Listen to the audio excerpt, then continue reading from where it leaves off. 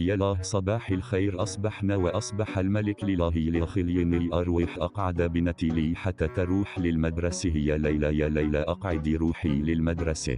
يالله قعدت يالله تعال نروح للمدرسة وإني كل شيء ما قاري خلنا نروح شو يصير خليه يصير شو العلاقة بعد أني كل شيء.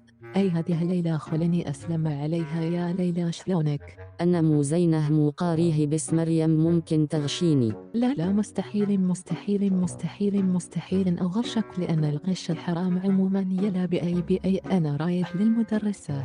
أو هاي مريم أيش قد نفسيه إني ما قاري خلني أروح للمدرسة عموم أيش يصير خليه يصير. إذن يا طلاب حان الآن وقت الدرس يا ليلى 1+1. يا أستاذ يساوي 11,111,111. أو